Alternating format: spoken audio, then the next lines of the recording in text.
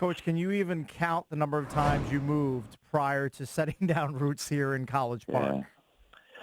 Yeah. I probably could, but I know for sure we've had 10 homes, my wife and I. And, oh, my God. Yeah, 26 years of marriage. Yeah. It's and we're still happily married, which is great. And, the good thing for me was it was hardest on my oldest, Will, who's a sophomore now in college, but my younger kids, when we moved here, they were second grade in kindergarten. So the moves haven't been as hard on them because they've this is really what they know living here. So when you move that much, it's more about your kids than it is about you and your wife. Right. And so we were lucky enough to establish ourselves here when two of my kids were still pretty young. Well, I'm guessing out of the 10 houses, this is the best one. No doubt. Yeah. Well, you get better at it as you go. Yeah. No doubt. Well, he's like in Potomac or something, isn't he? Aren't you in Potomac? No. He used to be in Kensington. No. I don't know if he still is. I can't give that stuff information out. Okay. Well, I know it's not a small house. No, it's nice. I'm sure. Hey, this is what I can't believe. Well, I couldn't believe this, Coach. When I looked at the schedule on November 5th, there was 187. There were games in the ACC. There were at least 3. Yeah. And then there were conference games the following night. They're playing, and then Boeheim's all pissed off. He wasn't wrong. Yeah. I know. I can't believe. I want to get your take on this. What is your thought on playing conference games in your opener on November 5th? Well, here's what they were trying to do. So college basketball is just trying to be relevant. This time of year is about pro football and college football, and, the rankings came out for football, the top 4, whatever. And we're playing Holy Cross, and not a lot of people are paying attention, even though Holy Cross was a good team and the game means a lot to us, and we're preparing for it.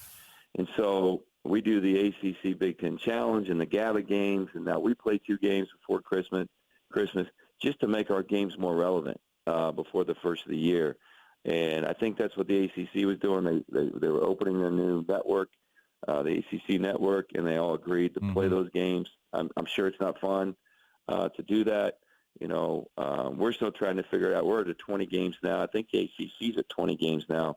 We got to play 2 before Christmas, just so our kids can breathe a little bit after Christmas and not, fall behind in school and be traveling all the time. So, we're still trying to find more windows before Christmas because of finals and different things to play games. So it's just to be more relevant with basketball. I'm sure a lot of people tuned in. Feast Week people will tune in. Big Ten ACC Challenge people will tune in. So just trying to get a little recognition for college basketball. You mentioned the pre-Christmas slate. You have Illinois, then you're at Penn State, then you got a toughie out of conference too at Seton Hall on the 19th. Yeah, we got a great stretch. We're down in Orlando. We'll play Temple, then either Harvard or A&M, and Harvard's getting some votes for top 25. Tommy's got a great team.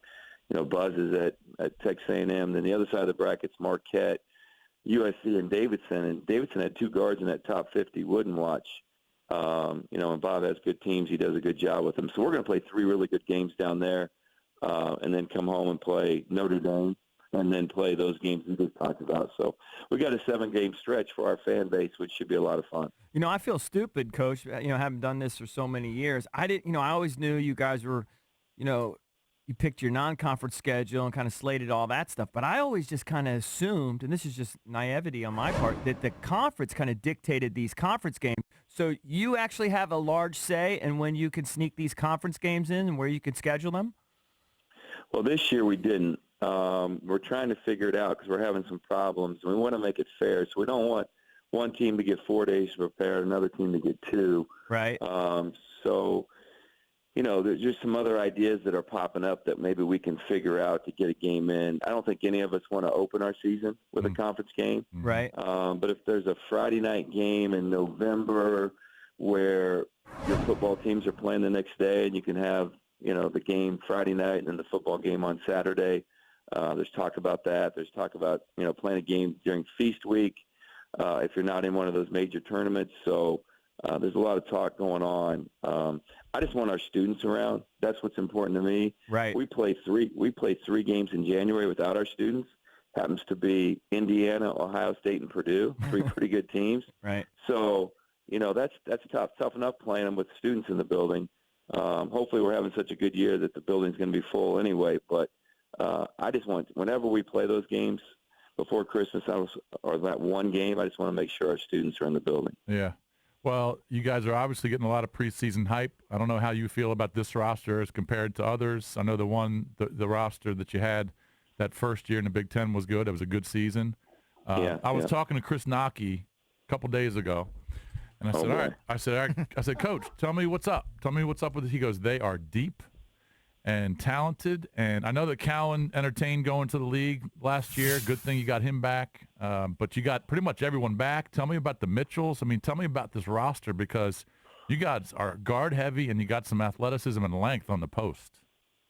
Yeah, we do, and the good thing is we have good guards that are coming back with great experience. Obviously, Anthony made the right choice. Another story about Anthony is he graduated this summer. He's in grad school now. He graduated in 3 years, which is an amazing story. That's awesome. So he's really taken his game. And I know I say it every year. He's done this. He's done that. Now he's really taken his game and his leadership to another level. What I mean by that is the game has slowed down for him. Anthony knows that there's good players around him.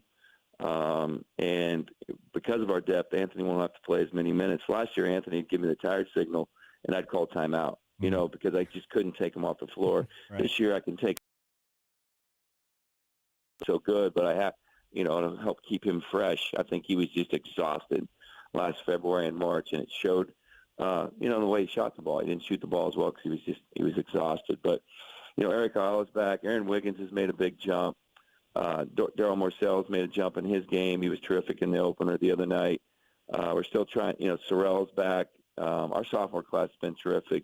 Jalen's here, of course, came back. I think Jalen had the toughest decision of whether to come back or not. I think he made the right choice. He's put on more weight. His game's more versatile. His defense has gotten better.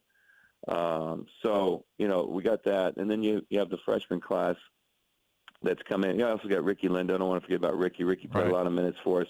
Started the other night. Ricky's gotten a lot better.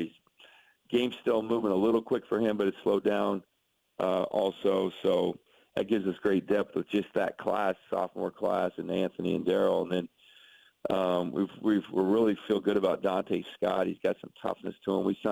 We felt like we needed to get tougher if we wanted to compete with the Michigan States of the world and Kansas and the teams in the country, the Texas Techs and Virginia's, if we wanted to advance in the tournament. So Dante Scott came in. He's a very versatile player, can play the 3 and the 4, great toughness, just loves to play basketball, really skilled, can really dribble and pass and score in a variety of ways. And then we brought in the Mitchell twins, and they've been I knew they were good, but they've been a real pleasant surprise. And, we're still teaching them how to practice hard every day and be coachable every day, but they've come a long ways quickly, and really talented kids. And it's like 2 and 1, one of them was supposed to be better than the other, and he might be, but the other one's pretty darn good. And some days you can't tell the difference. If they didn't have the practice uniform on, you wouldn't know who was who.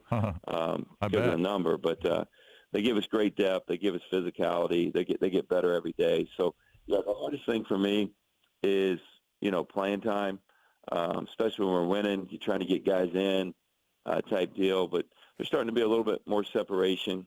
And then, hopefully in December, we're going to get the big Joel Mariel kid back. Oh, yeah.